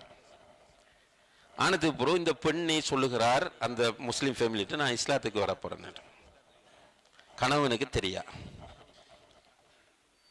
அப்போ அவர்கள் இஸ்லாத்துக்கு எடுப்பதற்கான ப்ரொசீஜர்ஸ் எல்லாம் செய்து அல்ஹம்துலில்லாஹ் இஸ்லாத்தை ஏற்றுக்கொண்டு, அந்த பெண் இஸ்லாத்தை ஏற்றுக்கொண்டார். பிள்ளைகள் 2 பேரும் இஸ்லாத்தை விரும்பித்தான். அவ ஃபோர்ஸ் பண்ணாம சொல்லியிருக்கிறார், நீங்களும் விரும்பினா வாங்க, இல்லாட்டி உங்களோட விருப்பம். ஆனால் பிள்ளைகளும் சேர்ந்து இஸ்லாத்துக்கு வந்து விட்டார்கள். வந்து இருக்கும்போது இப்போ ஓவர்ஸ்டே துபாயில், அவர்களுக்கு துபாய்க்கு கொடுத்த விசா முடிந்து விட்டது. எனவே அவர்கள் நாட்டுக்கு திரும்பி வர வேண்டிய நிர்பந்தம். ஹஸ்பண்ட் தான் காசு அனுப்புறார், திரும்ப டிக்கெட் எடுத்து நாட்டுக்கு வந்து சேர்ந்து விட்டார்கள். வந்த இந்த பெண் இப்போ வீடு இல்லை, வீட்டெல்லாம் விற்று போட்டு தான் அவங்க அந்த நாட்டுக்கு போகிறதுக்கு ட்ரை பண்ணினாங்க. இப்போ இந்த பெண் வந்து கணவனுடைய ஒரு நெருங்கிய உறவினருடைய வீட்டிலே தங்குகிறார். ஆனால் தொழுகையெல்லாம் செய்து கொண்டிருக்கிறார். அந்த பெண்ணுக்கும் தெரியும் அவங்க இஸ்லாத்துக்கு மாற்றினாங்க. அவன் டிஸ்கஸ் பண்ணல, ஒரு டீசெண்டான பெண் விட்டு. வேறொரு உறவினர் வந்த நேரத்தில் இவர் இஸ்லாத்தில் இருப்பதை அவர்கள் கண்டுபிடித்து கணவனுக்கு மெசேஜ் அனுப்பி கணவர் கடுமையாக சண்டை செய்து கடைசியில் கணவன் சொல்லிட்டா, நீ இஸ்லாத்தை விட்டுட்டு வா, இல்லைன்னு சொன்னால் நான் டைவோர்ஸ் நோட்டீஸ் அனுப்புவேன். இவன் ஒன்றும் பேசல, சைலண்டாக இருக்கும்போது டைவோர்ஸ் நோட்டீஸ் வந்துட்டு. டைவோர்ஸ் நோட்டீஸ் எடுத்துட்டா அப்படியோ நம்முடைய ஏரியாவில் ஒரு ஊருக்கு வந்து செட்டில் ஆயிட்டான். செட்டில் ஆகி அவர் கண்ணியமாக வாழ்கிறார், யார்கிட்டையும் கை நீட்டவில்லை. செட்டில் ஆன உடனே என்ன பண்ணியிருக்கிறாங்கன்னா, நிறைய பேர் சதக்கா அப்படி இப்படின்னு கொண்டு போனோன்னு இல்லை, என்ற பிள்ளைக்கு ஒரு தொழில் தேடித்தாங்க. மூத்த மகனை தொழிலுக்கு போடுறா, 2வது மகனை ஒரு மதரசாவில் போடுறா. மாஷால இந்த பொம்பளோட பிரச்சனை என்னண்டா, எந்நேரமும் நோம்பு, எந்நேரமும் சுஜூத். அப்ப இதைத்தான் அந்த கூட்டிட்டு வந்த சகோதரிகள் சொன்னாங்க, இவ ஒற்றைய நோம்பு பிடிக்காத கேஸ்ட்ரிக்கும் அல்சரும் ஆளுக்கு எந்நேரமும் சுஜூத் செஞ்சுட்டே இருக்கிறார். நான் சஹாபாக்களுடைய காலம் பேசவில்லை. இப்ப கரண்ட்லி நம்முடைய காலத்தில் நடந்து கொண்டிருக்கிற செய்தி சொல்லுகிறேன். எந்நேரமும் சுஜூத் செய்கிறது. அப்ப நான் விளங்கப்படுத்தினேன், நோன்பு பிடிக்கிறது அளவோட பிடிங்க. நம்முடைய உடலுக்கு வருத்தம் வரக்கூடிய முறையில் பிடிப்பதற்கு மார்க்கத்தில் அனுமதி கிடையாது. ஏன் அடிக்கடி சுஜூது செய்கிறீர்கள் என்று கேட்டேன். அவர் சொல்றா, நான் இவ்வளவு காலமும் என்னை படைத்த ரப்புக்கு மாறு செய்து விட்டேன். அப்ப நான் நினைத்தேன், இந்த பெண் இஸ்லாத்திற்கு வருவதற்கு முன்னால் ஏதாவது பாவங்களில் ஈடுபட்டிருப்பார் என்று நினைத்து, எதை சொல்லுகிறீர்கள் என்று கேட்டேன். என்னை படைத்த ரப்புக்கு நான் இணை வைத்து விட்டேன், அதை நினைக்கும் போதெல்லாம் எனக்கு வேதனையாக இருக்கிறது, அதற்காகத்தான் நான் சுஜூது செய்கிறேன் என்று அந்த பெண்மணி சொல்லுகிறார். நம்முடைய நிலைமை என்ன? 5 நேர தொழுகைக்கு காலில் விழுந்து கூப்பிட்டாலும் வருவதற்கு தயாராக இல்லை. கெஞ்சுகிறோம் பிள்ளைகளிடத்தில் பள்ளிக்கு போ என்று. சில மனைவிமார் கணவன்மாரிடத்தில் கெஞ்சுகிறார்கள், பள்ளிக்கு போங்க என்று கணக்கெடுக்கிறார்கள் இல்லை. சில பெண்கள் இருக்கிறார்கள், இன்னாலில்லாஹி வ இன்னா இலைஹி ராஜிஊன், இந்த நேரமும் போனும் ஜாஹிலியத்தும் பெருமையும் ஆடம்பரமும், ஆனால் 5 நேர தொழுகைக்கு அவர்களுக்கு நேரம் இல்லாமல் இருந்து கொண்டிருக்கிறார்கள். இங்குதான் நான் சொல்ல வருகிற முக்கியமான அந்த பாயிண்ட் இருக்கிறது. அதுதான் படைத்த ரப்பை புரிந்து கொள்வது. நான் ஏன் இந்த உலகத்தில் படைக்கப்பட்டிருக்கிறேன் என்ற நோக்கத்தை தேடி பெற்றுக் கொள்வது. நமக்கு ஃபீட் பண்ணினதால கஷ்டமா இருக்கு. ஃபீட் பண்ண சொல்லி சொல்லி தந்ததால ஹுத்பாவில் உருக்கி உருக்கி சொல்றோம். வமா خلقtul jinna wal insa illa liya'budun அஃபஹஸிபத்தும் அன்னமா خلقناكم عبثا, உங்களை வீணாக படைத்திருக்கிறோம் என்று நினைத்துக் கொண்டிருக்கிறீர்களா என்று அல்லாஹ் கேட்கிறான். நமக்கு அல்லாஹ்வே தெரியாது. சரியா? எப்படி அவன் கேள்வி புரியும்? அன்புள்ள சகோதர சகோதரிகளை நன்றாக புரிந்து கொள்ள முயற்சி செய்யுங்கள். அல்லாஹ்வே சரியாக தெரியாமல் இருக்கிற நமக்கு அஃபஹஸிபத்தும் அன்னமா خلقناكم عبثا என்கிற இந்த குர்ஆன் வசனத்திற்கான அர்த்தம் எப்படி புரிய போகிறது? சில இன்ட்ரெஸ்ட் இருக்கிறது. இன்ட்ரெஸ்ட் வேற. இன்ட்ரெஸ்ட் சொன்னா ஒருவனுக்கு ஃபுட்பால் இன்ட்ரெஸ்ட் வரும், ஒருவனுக்கு பட்டிமன்றத்தில் இன்ட்ரெஸ்ட் வரும், இன்னும் ஒருவனுக்கு கிரிக்கெட்ல இன்ட்ரெஸ்ட் வரும், இன்னும் ஒருவருக்கு கேரம் போர்ட்ல இன்ட்ரெஸ்ட் வரும், இன்னும் ஒருவனுக்கு சோஷியல் ஆக்டிவிட்டீஸ்ல இன்ட்ரெஸ்ட் வரும், இன்னும் ஒருவனுக்கு பொலிட்டிக்கல் இன்ட்ரெஸ்ட் வரும். அப்படி இன்ட்ரெஸ்ட் தஅவாவில் வரக்கூடாது. அப்படி இன்ட்ரெஸ்ட் மார்க்கத்தில் வரக்கூடாது. மார்க்கத்தை குர்ஆன் சுன்னாவின் நிழலில் சரியாக புரிந்து வருமாக இருந்தால் நாம் எல்லாம் மேக்சிமம் முஸ்லிம்களாக இருப்போம். இன்னைக்கு நம்முடைய நிலைமை என்னன்னு கேட்டால், மார்க்க அறிவுள்ள இமோஷனலா பேசினா, இப்போ ஒரு மையத்தடக்க போயிட்டோம், அந்த மையவாடியில வச்சு கத்தி கொளறி பயன் பண்றால், இமோஷனலா பேசினா அன்றைக்கு லுஹர் தொழுக, அன்றைக்கு அசர் தொழுக, ஹலாஸ் அடுத்த அன்றைக்கு முடிஞ்சு. ஒரு வெள்ளிக்கிழமை வந்தா மாஷா அல்லாஹ் ஹத்தீப் வந்து அருமையாக பேசுகிறார். அன்புள்ள சகோதர சகோதரிகளே, நபிகள் நாயகம் ஸல்லல்லாஹு அலைஹி வஸல்லம் அவர்கள் தன்னுடைய இறுதி காலகட்டத்திலே நோய்வாய்ப்பட்டிருந்தார்கள். அவர்களால் நடக்க முடியவில்லை.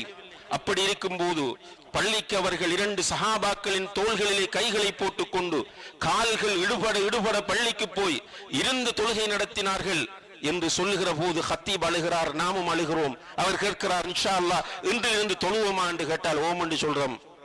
2 நாளைக்கு பிறகு தொழுகை இல்லை. இன்னாலில்லாஹி வ இன்னா. ஏனென்றால் தொழுகையினுடைய சட்டம் தெரியும், தொழுகையினுடைய முறை தெரியும். யாரை தொழுகிறோமோ அவனை தெரியாது. யாருக்கு சுஜூது செய்கிறோம் அவனை பற்றி பூர்ண நாலேஜ் இல்லை. அப்ப என்ன செய்ய வேண்டும்? படிக்கணும். படிக்கிறதுக்கு என்ன வழி? யோசிக்கணும். சும்மா இப்படி இருந்த எல்லாரும் மௌத்தாகலாம். நிறைய சொத்து இருக்கும், வச்சுட்டு தான் போறோம். நிறைய பேர் ஓடி ஓடி உழைப்பாங்க. பேனுக்கு வர டைம் இல்லை, ஹொத்துபா வாரத்துக்கு டைம் இல்லை, ஒரு ஒரு புக் வாசிக்க டைம் இல்லை, குர்ஆன் ஓத டைம் இல்லை, ரைட்? ஒரு சிடிய ஒரு யூடியூப்ல ஒரு பயானை கேட்க டைம் இல்லை. என்ன டைம் இல்லை? பிசினஸ்ல பிஸி, தொழில்ல பிஸி, எல்லாம் துனியாவில் பிஸி. அவ்வளவு சேர்த்தாச்சு. மாஷா அல்லா தபாரக்கல்லா. 100 கோடி இருக்கிறது, 50 கோடி இருக்கிறது, கொழும்புல வீடு இருக்கிறது, காணி இருக்கிறது, நெல் இருக்கிறது, எல்லாம் இருக்கிறது. ஆனால் ரப்பை தெரியாது. மௌத்தாகிறார். உடனே என்ன செய்றாங்க தெரியுமா? நான் ஹுத்பாவிலையும் சொன்னேன் இந்த ஊர்ல. உடனே மௌத்தான உடனே கொண்டாந்து போட்டு அவர் உடுத்திருக்கிற அவ்வளவு உடுப்பையும் உருவி எடுத்துடுவாங்க, முழுதையும். கடைசியில் சில உடுப்பு கலட்டையிலாட்டி சீசரை போட்டு கத்தரிக்கோலை போட்டு வெட்டி எடுத்துடுவாங்க. எடுத்துட்டு அடிக்கடி சொல்ற உதாரணம், சின்ன ஒரு மோதிரம் 1000 ரூபா, சில நேரம் அதை விட குறைஞ்ச மோதிரம், அதையும் கலட்டி எடுத்துடுவார். எடுக்கக்குள்ள ஒரு ஆள் சொல்லுவார், இந்த பல்லு கட்டிக்கிறிக்கார், மௌலவி கோல் போடு. மௌலவி கோல் போட்டு, பாப்பா பல்லு கட்டிக்கிறிக்கார், அந்த பல்லோட வைக்கலாமா இல்லை அந்த பல்லையும் எடுக்கணுமா? இன்னால் இல்லை, ஒன்றும் இல்லை, அரணா கொடியும் இல்லை. எல்லாத்தையும் உருவி எடுத்ததுக்கு பிறகு கழுவி குளிப்பாட்டி, அதே போற ஒரு சீலை, அதான் கஃன் துணி. அந்த கஃன் துணியால் என்னுடைய உங்களுடைய மனைவி நமக்கு ஒரு தலைவணி கூட தச்சு போட்ட படுக்க மாட்டோம். அந்த கஃன் துணியால நம்முடைய வீட்டில் ஒரு தலையணை உரை தைத்து தந்தால் அதுல படுக்க மாட்டோம். அப்படியான ஒரு துணியால நம்மளை போத்தி கொண்டு போய் கபருக்குள்ள வைக்க. இங்க இருக்கு 100 கோடி ரூபாயோட சொத்து இருக்கு, பெரிய ஹைஃபை வீடு இருக்கு, கார் இருக்கு, எல்லாம் இருக்கு. யாரு வந்தா கூட? பொண்டாட்டி வந்தாங்களா? பிள்ளைகள் வந்தார்களா? ஒத்தரம் வாரல்ல. அன்புள்ள சகோதர சகோதரர்களே, இது நம்முடைய சிந்தனையை தூண்ட வேண்டும், நம்ம யோசிக்க வேண்டும். அதுக்காக பொருளாதாரத்தை தேடக்கூடாது என்று நான் பேசுறேன் என்று தவறா புரிஞ்சு கொள்ளாதீங்க. 100 கோடி 1000 கோடி உழைக்க முடியுமாக இருந்தாலும் உழையுங்கள். உஸ்மான் ரலியல்லாஹு அன்ஹு பெரிய கோடீஸ்வரனாக இருந்தவர். ரசூலோட 2 மகளை முடித்தவர், கோடீஸ்வரன். இன்றைக்கும் அவர் பேரை சொல்லக்குள்ள சில மிம்பர்கள்ல உஸ்மானுல் கனி என்று தான் சொல்லுவாங்க. செல்வந்தர் உஸ்மான். சொர்க்கத்தை கொண்டு நன்மாராயம் கூறப்பட்ட அப்துல் ரஹ்மான் இப்னு அவுஃபோட வீடு அந்த நேரத்தில் டபுள் மாடி வீடு, மாடி வீட்டில் வாழ்ந்தவர் அப்துல் ரஹ்மான் இப்னு அவுஃப் ரலியல்லாஹு அன்ஹு. பொருளாதாரத்தை தேடக்கூடாது என்று நம்ம சொல்லல. இந்த பொருளாதாரத்தை தேடுவதற்காகத்தான் நானும் நீங்களும் படைக்கப்பட்டிருக்கிறோமா என்கிற கேள்விக்கு விடை காண வேண்டும் என்று தான் சொல்கிறேன். உழைக்கிறதுக்கு தான் நம்ம படைக்கப்பட்டிருக்கிறோமா? சிலர் நினைக்கிறாங்க நம்ம வாழ்றதை உழைக்கிறதுக்கு தான். அவங்கள பார்த்து எந்நேரமும் பிஸி, எந்நேரமும் கடைக்கு, எந்நேரமும் வயலுக்குள்ள, எந்நேரமும் ஃபேக்டரியில், எந்நேரமும் ஆபீஸ்ல, எந்நேரமும் துனியா. அவர்களுடைய திங்கிங் எல்லாம் என்னென்று கேட்டால், நான் படைக்கப்பட்டிருப்பதே, நான் வாழ்வதே உழைப்பதற்காகத்தான் என்று. அவர் அனுபவிக்கிறதும் இல்லை, சதக்கா கொடுக்கிறதும் இல்லை, ஒன்றும் இல்லை. அவருக்கு தெரிய ஜக்காத் என்ன, ஜக்காத்துடைய சட்டம் என்ன, எவ்வளவு ஜக்காத் கொடுக்கணும், வாரிசுரிமை சட்டம் என்ன, ஒன்றும் தெரியா. சும்மா உயிரோடு இருக்கக்குள்ள அவர் திமிரு பிடிச்ச ஒரு பிள்ளைக்கு 10 கோடி எழுதுவார், இன்னும் ஒரு பிள்ளைக்கு 5 கோடியில ஊடு கட்டி கொடுப்பார். இதெல்லாம் ஹராம்ன்றது அவருக்கு தெரியாது. பிள்ளைகளுக்கு கொடுப்பதாக இருந்தால் கிஃப்டா கொடுக்கிறதா ஈக்குவலா கொடுக்கணும். பிள்ளைகளுக்கு ஒரு வாப்பா அன்பளிப்பு கொடுப்பதாக இருந்தால் ஈக்குவலா கொடுக்கணும். ஒரு பிள்ளைக்கு ஊடி கட்டி கொடுத்தா மற்ற பிள்ளைக்கு கட்டி கொடுக்கணும். ஒரு பிள்ளைக்கு கார் வாங்கி கொடுத்தா மற்ற பிள்ளைக்கு வாங்கி கொடுக்கணும். ஆம்பளை பொம்பளை எல்லாம் இருக்கும். உயிரோடு இருக்கக்குள்ள குர்ஆன் சொல்லுகிற சொத்து பங்கீடு என்பது கிடையாது. குர்ஆனில் சூரத்து நிசாவில் அல்லாஹ் சொல்லக்கூடிய சொத்து பங்கீடு என்பது உயிரோடு இருக்கும் போது இல்ல, அது மௌத்தானத்துக்கு பிறகுதான் சொத்து பங்கீடு. இவர் பெரிய சொத்து பங்கீட்டுல நான் செஞ்சிட்டேன் சரியான்னு சொல்லுவார். அப்படி எல்லாம் இல்லை. என்னென்ன நாலேஜ் இல்ல, அவர் மார்க்கத்தை படிக்கிறது டைம் ஒதுக்கல. குறைந்தது வெள்ளிக்கிழமை ஜும்மாவுக்காவது இமாம் மிம்பருக்கு ஏறுவதற்கு முன்னால் வாராராண்டா இல்லை. எனவே அன்புள்ள சகோதர சகோதரிகளை, இந்த விஷயத்தை நம்ம சரியாக புரிந்து கொள்ள வேண்டும். நாம் படைக்கப்பட்ட நோக்கம் என்ன? இபாதத் செய்வது என்று சொன்னா எப்படி இபாதத் செய்யறது? நம்ம நினைச்ச மாதிரி இபாதத் செஞ்சுட்டு போலாமா? கேள்விப்படுற மாதிரி இபாதத் செஞ்சுட்டு போலாமா? அவரும் இவரும் சொல்ற மாதிரி இபாதத் செய்யலாமா? இல்லை. இபாதத் செய்வதை சொல்லித் தருவதற்காகத்தான் நபி ஸல்லல்லாஹு அலைஹி வஸல்லம் அவர்களை அல்லாஹ் அனுப்பினான். எனவே அவர்கள் சொல்லுகிற முறையில் தான் இபாதத் செய்ய வேண்டும். அவர்கள் சொல்லுகிற முறையில் இபாதத் செய்ய வேண்டும் என்ற என்ன செய்யணும்? படிக்கணும். அப்ப கல்வியினுடைய முக்கியத்துவத்தை நாம் பல கோணங்களில் சிந்திக்க ஆரம்பித்தால் இந்த கல்வி தேடலில் இருக்கிற சோர்வு ஓரளவு போகும். அடுத்தது அன்புள்ள சகோதர சகோதரிகள், நம்ம இருக்கிற இந்த ஃபித்னாவுடைய ஜமான், இதை எப்படி சொல்றேன்னு ஒன்றுமே தெரியுதில்லை என்ற நாங்களும் மாட்டி தான் இருக்கோம். அதுக்குள்ள எல்லாரும் யூனிவர்சிட்டிஸ், நல்ல பேரோடு இருந்த யூனிவர்சிட்டிஸ் எல்லாம் இதுக்குள்ள மாட்டிக்கிட்டு என்ன ஆன்லைன் கோர்ஸ் கேட்டா ஆன்லைன் இந்த கொரோனாக்கு பிறகு எல்லாம் ஆன்லைன் எப்படி நடக்குது எல்லாருக்கும் தெரியும். படிச்சாக்கள் நிறைய நம்ம இருக்கிறோம். அங்கே அட்டெண்டன்ஸை போட்டாச்சு, காதுக்குள்ள அந்த இயப்பட்டை போடுறது, அதுக்கு பிறகு நம்மளோட வேலையை நம்ம கூட்டாளியோட காட்சிக்கு எல்லாம் செய்கிறது. அங்கே ஆன்லைனில் கிளாஸ் போயிட்டு இருக்கும். இது யாருன்னு கேட்டால் சில லெக்சர்ஸ் மாதிரி கொஞ்சம் விஜிலண்டான ஸ்மார்ட்டான லெக்சர்ஸ் இருப்பாங்க. அவங்க டக்குன்னு திடீர்னு இத்ரிஸ் மௌலவி என்ன சொன்னேன்னு கேட்டுருவார். அந்த பயத்தில் காதுக்குள்ள இல்லைன்னா சில இடங்களில் நம்ம பார்த்திருக்கிறோம், ஆன்லைனில் வந்து ரெஜிஸ்டர் பண்ணிட்டு தூக்கம், சும்மா ஃபோன் பக்கத்தில் இருக்கும். இப்படி கல்வி பைத்து எல்லாம் ஒரு சதி. இது 1987 88 காலப்பகுதியில் நாங்கள் மதரசாவிலே படிக்கிற நேரத்தில் எங்களுக்கு ஒரு உஸ்தாத் அரபு பாடத்திற்கு ஒரு புக் கொண்டு வந்தார். அல் ஹதீஸ் வ ஸகாஃபா என்ற புக் கொண்டது. அந்த புத்தகத்தை ஹலீல் மன்னா உல் கத்தான் என்றவர் எழுதியிருந்தார். அதில் ஒரு தலைப்பு அல் மாசோனியான்ற தலைப்பு. அல் மாசோனியான்ற இங்கிலீஷில் வந்து ஃப்ரீ மேசன்ஸ் என்று சொல்றது. இப்போ நம்மடாக்கள் இப்போ இலுமினாட்டி அப்படின்னு சொல்லுவாங்க. அதை இவர்களை பற்றி அந்த கட்டுரை எழுதப்பட்டுச்சு. அதில் அவர்களுடைய நோக்கம் என்ன, அவர்களுடைய டார்கெட் என்ன, அவர்களுடைய விஷயம் என்ன, எல்லாமே விரிவாக இருந்தது. நமக்கு போர் அடிச்சிச்சு அந்த டைமில் படிக்கிறதுக்கு. ஆனால் அந்த படிப்பித்த ஆசிரியர் இன்ட்ரெஸ்டிங்காக படிப்பித்ததுனால அப்படியே மனசில் பதிஞ்சிருக்கு இன்றைக்கும். அதில் இவங்களுடைய ஒரு பெரிய டார்கெட் என்ன, இந்த ஃப்ரீமேசன்ஸ் சொல்றது கொஞ்சம் சின்ன குடும்பம், ஒரு 10-15 குடும்பம் சேர்ந்த ஒரு டீம். இவர்களுடைய டார்கெட் என்ன, அன்புள்ள சகோதர சகோதரிகளே, இந்த உலகத்தை அவர்களுடைய கட்டுப்பாட்டில் வைத்திருப்பது. இந்த உலகத்தை அவர்களுடைய கட்டுப்பாட்டில் வைத்திருப்பது. அவர்கள் இந்த டார்கெட் அடைகிறதுக்காக பல வேலை திட்டங்கள், அவர்களிடத்தில் விஷன் இருக்கிறது, ஒப்ஜெக்டிவ்ஸ் இருக்கிறது. அதில் அவர்களுடைய ஒப்ஜெக்டிவ்ஸ்ல ஒன்று என்னன்னு கேட்டால், சோஷியல் மீடியாக்களை அவர்களுடைய கட்டுப்பாட்டிற்குள் கொண்டு வருவது. கொண்டு வந்தால் அவங்க எழுதுறாங்க அப்படியோ, அந்த சோஷியல் மீடியாக்களை கட்டுப்பாட்டுக்குள் கொண்டு வந்து இந்த இளைஞர் யுவதிகளுடைய மைண்டை ஃபுல்லாக சோஷியல் மீடியாக்குள்ள ஆக்கி அந்த சோஷியல் மீடியாவின் மூலம் ஒழுக்கச் சீர்கேட்டை விதைப்பது. இந்த இளைஞர் யுவதிகளுக்கு அவர்களுடைய வாழ்க்கைக்கென்று ஒரு விஷன் இல்லாமல் ஆக்குவது. இப்படி அப்போ படித்தோம். அப்போ அந்த நேரம் டெலிஃபோனும் இல்லை, அந்த நேரம் பெரிய அளவில் டிவியும் இல்லை. அந்த நேரத்தில் இதை படித்தா ஆச்சரியமாக இருந்தது. இப்படி எல்லாம் நடக்குமா, என்ன கதை இதுண்டு.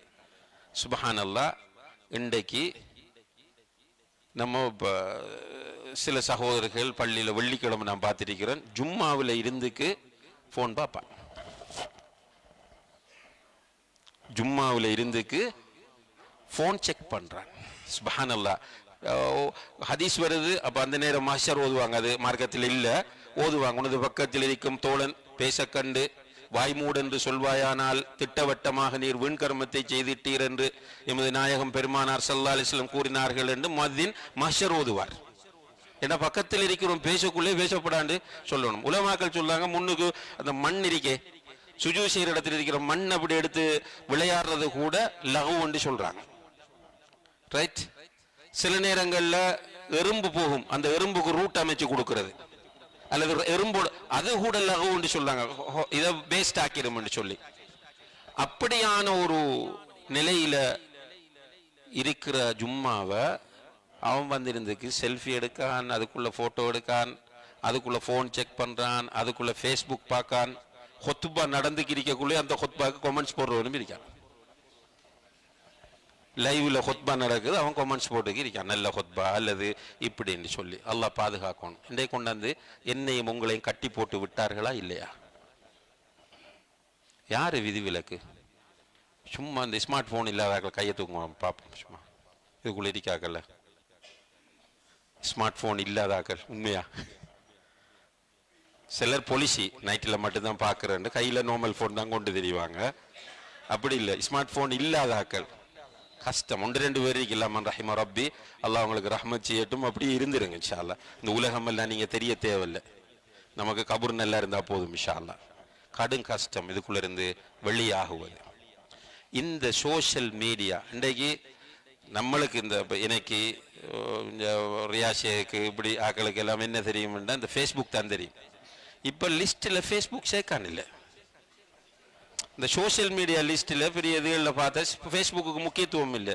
என்னென்னா அதை விட பெரிய பெரிய சாமான் வந்துட்டு இப்போ பிள்ளைகள் என்ன இன்ஸ்டாகிராம் அதில் பேர், ஆனால் இவன் இன்ஸ்டா அப்படி சொன்னா தான் அவனுக்கு ஒரு மரியாதை. இன்ஸ்டாவில் இருக்கிறது, இன்ஸ்டான்னு சொல்லி கடந்த குப்பைகள் எல்லாமே அதில் வருது. அவ்வளோ என்ன பார்க்க முடியும் நமக்கே தெரியுது இல்லை. கிழங்கு பொறி கடைக்காரனும் இன்ஸ்டாவில் இருக்கான். ரைட். இறைச்சி கடையும் இன்ஸ்டாவில் வருது, மீன் கடையும் இன்ஸ்டாவில் வருது. எல்லாரும் பார்க்கும். வியூவர்ஸை பாருங்க, லைக்ஸை பாருங்க. இறைச்சி கடைக்கு லைக்ஸ், மீன் கடைக்கு லைக்ஸ், ஆயிரக்கணக்கான லைக்ஸ். சில இதோட தொடர்பான ஆக்கள் சொல்லுவான், என்னத்தை போட்டாலும் பார்க்க ஆக்கள் இருக்கு. இப்போ சிலது இருக்கு அப்படின்னால் வியூவர்ஸ் எவ்வளோ வியூவர்ஸ் வராங்களோ அவ்வளோ காசு இருக்கும். நம்மளும் மெனக்கட்டத்தெல்லாம் சொல்றேன், சும்மா நான் கற்பனையிலேயோ ஆக்கள் சொன்னதுக்கு நம்மளும் இதுக்குள்ள போய் மடுபட்டு வெளியே வந்து கேளாம இருக்கிறதால தான் சொல்றேன். அப்போ ஒரு சில இதுகள் இருக்கு அப்படின்னா அடுத்தது என்ன நடக்க போகுது, அடுத்தது என்ன நடக்க போகுது, சும்மா தூண்டல் போடுறது பார்த்திருப்பீங்க நிறைய பேர். தூண்டல் போட்டு இப்படி இழுப்பான், நம்ம அப்படியே இன்னும் மூண்டு வரப்போகுது என்று பார்த்துக்கு இருந்தா கடைசியில் ஒரு சாலை மீன் வரும் 5 நிமிஷத்துக்கு போற. அந்த சாலைக்கு அவனுக்கு எத்தனை நாள் $1 விழும், நம்ம சாலையை பார்க்க அவனுக்கு $1 விழுகுது. இப்படி கொண்டாந்து நம்மள எல்லாரையும் கட்ட. இப்ப நமக்கு குர்ஆன் ஓத டைம் இல்லை, உண்மையானே பயானுக்கு போக டைம் இல்லை, சொந்தக்காராக்கோட காய்ச்சிக்கிறிக்க டைம் இல்லை, உம்மா பார்க்க போற உம்மாட விட்ட போயிருந்துக்கு போன் தான் பார்க்க. தாத்தாட்ட போறோம், போனாங்க தாத்தாட விட்ட தாத்தாவும் மச்சானும் இருக்கிறாங்க, மருமக்கள் இருக்கி ஒவ்வொரு ஆக்களும் ஆளுக்கு ஒரு போன்ல இருப்பாங்க. நம்மளும் போய் நம்மளோட போன் ஆன் பண்ணி கொஞ்ச நேரம் இருந்துட்டு எழுமிட்டு வர வேண்டியதான். எங்க கொண்டாந்து நிப்பாட்டிட்டாங்கன்னு பாருங்க. இன்னால் இல்லாஹ் இன்னா ராஜிஊன். இதுல விளைவு என்ன? ஒன்றில் இன்ட்ரெஸ்ட் இல்லை, நம்ம இபாதத்திலையும் இன்ட்ரெஸ்ட் இல்லை, கல்வியிலையும் இன்ட்ரெஸ்ட் இல்லை, தாவாவிலையும் இன்ட்ரெஸ்ட் இல்லை, சும்மா ஒரு நோக்கம் இல்லாம போயிட்டே இருக்கிறோம். அப்படி இருக்கக்குள்ள இடையில இன்னால் இல்லாஹ் இன்னா ராஜிஊன் சத்தமும் கேட்குது. ஜனாஸா அறிவித்தல், இன்னார் மௌத்தா பைத்தார், லா ஹவ்ல வலா குவத்த இல்லா பில்லாஹ். அல்லாஹ் என்னையும் உங்களையும் பாதுகாக்க வேண்டும். நம்ம அல்ஹம்துலில்லாஹ் இப்போ இந்த ஒரு ஜாமி தௌஹீத் எடுத்த முயற்சி நமக்கு இந்த டீமுக்கு கல்வியில தாகம், இன்னும் தாகம் உள்ளவர்கள் நிறைய பேர் வேற சூழ்நிலைகளால் வர முடியாமல் இருக்கிறார்கள். இது தொடரணும் இன்ஷா அல்லாஹ். இது தொடரும் என்று நம்புறேன் இன்ஷா அல்லாஹ். எல்லாரும் கலந்து கொள்வோம், வகுப்புகளை ஆரம்பிப்போம். அந்த நேரம் நம்ம நிறைய வகுப்புகள் நடத்தினோம் ஒவ்வொரு பள்ளியிலையும். இந்த ஊர்ல இஸ்லாஹில் ஒரு கிளாஸ் நடக்கும், பல ஊர்ல இருந்தும் சகோதரர்கள் அந்த கிளாஸுக்கு தொடர்ச்சியா வந்து கொண்டிருந்தாங்க. தர்பியா நடக்கும் ஒவ்வொரு பள்ளியிலையும் மாறி மாறி, பெரும் கிரவுட் வரும் இன்ஷா அல்லாஹ். மீண்டும் அந்த கல்வி தேடல் கலாச்சாரத்தை உருவாக்குவோம், மார்க்கத்தை நோக்கி வருவோம், தௌஹீதை நிலைநாட்டுவோம், சுன்னாவை நிலைநாட்டுவோம், ஷிர்கையும் பிதஅத்தையும் நம்முடைய வாழ்க்கையிலிருந்து களைவோம். அதே போல சமூகத்திலிருந்து களைவதற்காக முயற்சி செய்வோம். எல்லாம் வல்ல அல்லாஹு தஆலா அதற்கு நம் எல்லோருக்கும் தௌஃபீக் செய்வானாக. வ ஆஹிரு தஅவானா அனில் ஹம்துலில்லாஹி ரப்பில் ஆலமீன். வஸ்ஸலாமு அலைக்கும் வரஹ்மத்துல்லாஹி வபரகாத்துஹு.